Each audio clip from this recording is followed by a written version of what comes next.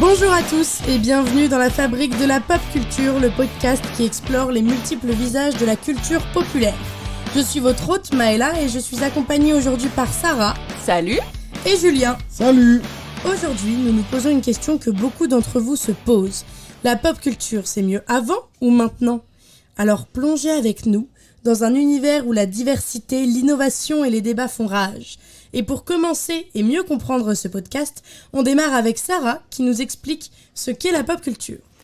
Alors la pop culture est une forme de culture largement appréciée et produite par le grand public. Cependant, elle se distingue de la culture de masse ou médiatique par son origine dans les marges de la société, émergeant parfois de la contestation pour se propager ensuite vers le centre. La pop culture semble désormais omniprésente. Celle-ci alimente le buzz médiatique. Les magazines, la radio, la télévision, les ordinateurs et les téléphones deviennent des supports privilégiés. Elle n'est pas simplement appréciée par le plus grand nombre. La culture populaire vient de la rue et s'oppose à ce qui vient des universités, des élites et de la bourgeoisie. Maintenant qu'on est dans le thème et que vous y voyez un peu plus clair, en tout cas j'espère, on va attaquer les plus grandes références qui vont vous plonger directement dans de vieux souvenirs. La pop culture est présente depuis des années, comme avec Coca-Cola qui a été créée en 1892. Et oui, la fameuse boisson gazeuse Coca-Cola est dans la place depuis bien longtemps.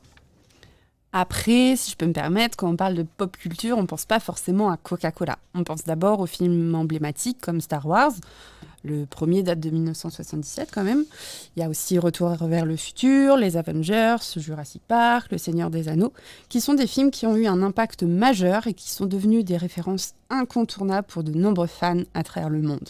Et la musique aussi, c'est quand même un gros pilier dans tout ça avec les Beatles, Michael Jackson, Madonna, Elvis Presley, Queen, Nirvana, AC/DC et Eminem qui ont laissé leur empreinte indélébile sur l'industrie musicale et ont influencé des générations entières de fans. La pop culture, c'est aussi des séries télévisées avec des séries comme Game of Thrones, Friends, Stranger Things, Doctor Who, The Office, Breaking Bad, Malcolm et bien évidemment les Simpsons qui ont marqué l'histoire de la télévision et ont acquis une immense popularité auprès du public. J'aimerais aussi vous rappeler les grands noms de nos bandes dessinées et mangas préférés, comme Batman, Spider-Man, Superman, les X-Men, Astérix et Obélix, et dans les mangas, il y a Dragon Ball, Naruto, One Piece, Death Note et l'Attaque des Titans. Tout ça, ce sont les parfaits exemples de bandes dessinées et mangas qui ont pris en popularité et qui ont fini par être adaptés sous différentes formes de médias. Et les jeux vidéo, qu'en est-il ? Des jeux comme Super Mario Bros, The Legend of Zelda, Pokémon, Call of Duty, Minecraft, Fortnite et bien évidemment GTA ont captivé des millions de joueurs à travers le monde et ont contribué à façonner la culture geek et gamer. Enfin, et pas des moindres, Internet et les réseaux sociaux, des phénomènes Internet comme les mèmes, les vidéos virales, les défis en ligne, ou même les influenceurs des réseaux sociaux, les podcasts et les plateformes de streaming comme YouTube, TikTok, Instagram, Twitter et Twitch sont devenus des éléments incontournables de la pop culture contemporaine. Tous ces exemples qu'on vient de vous citer illustrent la diversité et l'omniprésence de la pop culture dans notre société moderne, où les formes d'expression artistique et de divertissement jouent un rôle central dans la vie quotidienne de nombreuses personnes à travers le monde. Et oui, si on parle pop culture, on en vient forcément au bout d'un moment à la cancel culture. Mais c'est quoi ce truc ? Ne vous inquiétez pas, vous allez comprendre. En fait, les actions ou les paroles passées d'une personnalité sont examinées à la loupe, souvent sur les réseaux sociaux, et cela peut conduire à des conséquences graves telles que le boycott, le licenciement ou la perte de soutien financier. Quand on vous dit ça, vous pensez forcément à quelqu'un. Par exemple, on va parler de J.K. Rowling. Peut-être que son nom vous dit rien, mais si je vous dis Harry Potter, ça change la donne. J.K. Rowling est donc l'autrice de cette fameuse série. Celle-ci a suscité la controverse avec ses commentaires sur les questions de transgenre. Ses opinions ont été perçues comme transphobes par de nombreux fans et certains ont appelé au boycott de ses livres et de tout ce qui lui est associé. Un autre exemple à vous donner. Gina Carano, connue pour son rôle dans la série The Mandalorian, a été licenciée par Disney après avoir partagé des messages controversés sur les réseaux sociaux, notamment des comparaisons jugées inappropriées avec l'Holocauste. Cet événement a provoqué un débat sur la liberté d'expression et les limites de la responsabilité des célébrités. Eh bien tu vois, c'est intéressant ce que tu dis Sarah, car la cancel culture a également un impact significatif sur la création de nouvelles œuvres artistiques. Les artistes, qu'ils soient écrivains, réalisateurs, musiciens ou autres, peuvent être confrontés à un dilemme lorsqu'ils abordent des sujets sensibles ou controversés. La peur d'être annulé ou critiqué peut influencer leurs décisions créatives et les pousser à s'auto-censurer, ce qui peut avoir un effet négatif sur la diversité des perspectives et des idées dans l'art.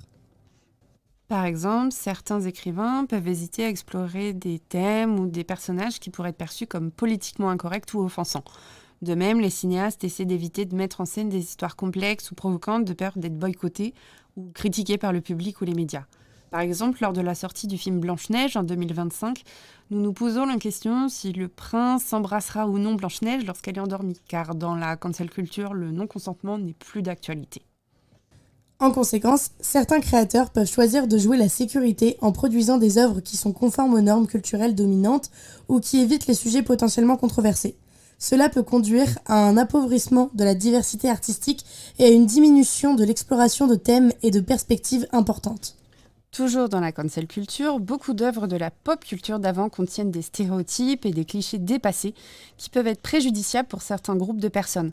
Cela soulève des questions sur la pertinence continue de ces œuvres dans une société en évolution. Nous pouvons reprendre l'exemple du film Blanche-Neige. Les nains ont été remplacés par des créatures magiques. Disney dit vouloir éviter de renforcer les stéréotypes du film d'animation d'origine.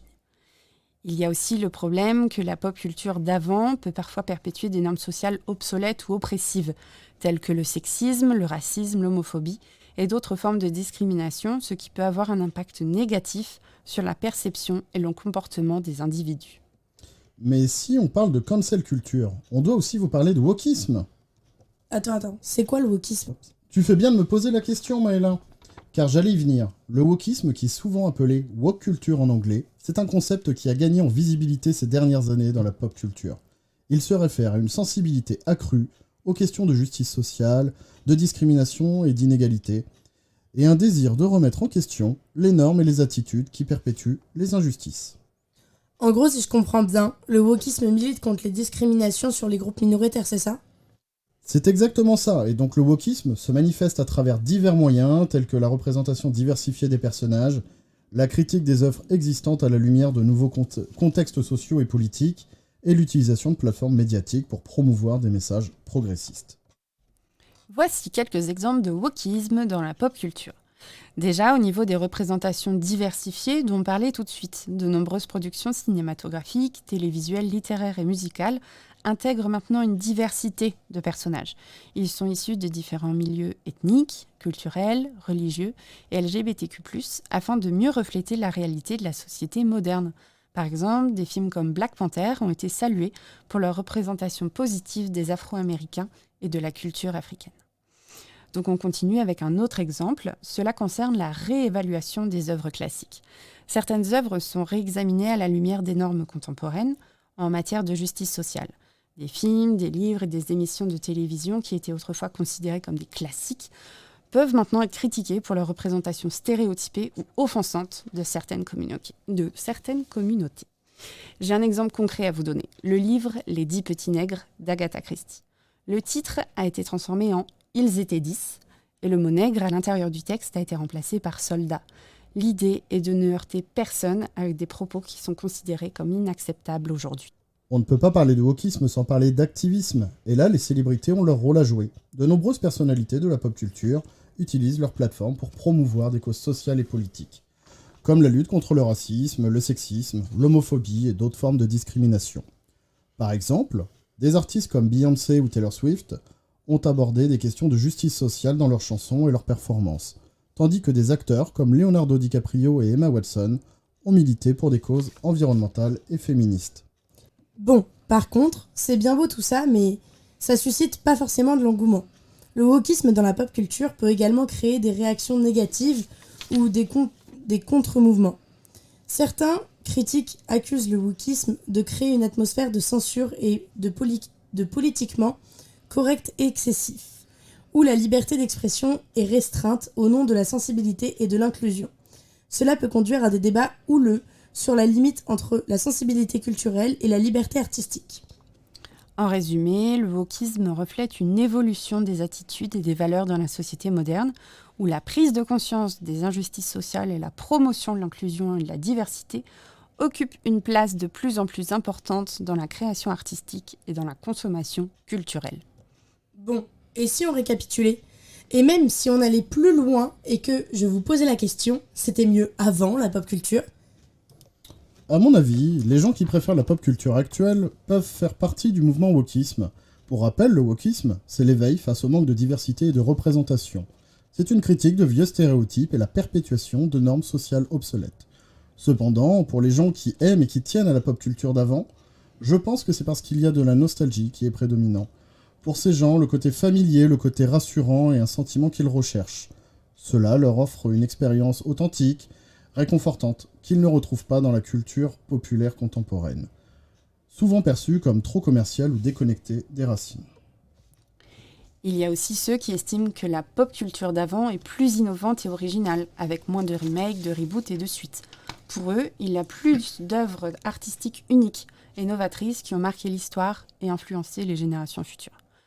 En parallèle de l'originalité des œuvres, c'est le côté classique qui est important dans la pop culture d'avant. Ces œuvres sont considérées comme des classiques intemporels, ayant une valeur artistique et critique plus élevée que certains produits de la culture contemporaine, qui peuvent être perçus comme dépourvus de profondeur, voire superficiels. Finalement, on peut dire que la perception de savoir si la pop culture était meilleure avant est subjective, et on dépend largement des préférences personnelles, des expériences vécues, de la nostalgie associée à certaines périodes. Oui, genre certaines personnes pourraient soutenir que la pop culture d'une époque antérieure était meilleure en raison de son authenticité et de son originalité ou de son impact culturel durable, alors que d'autres pourraient préférer la pop culture contemporaine pour son innovation, sa diversité ou sa pertinence sociale. Il en faut pour tous les goûts.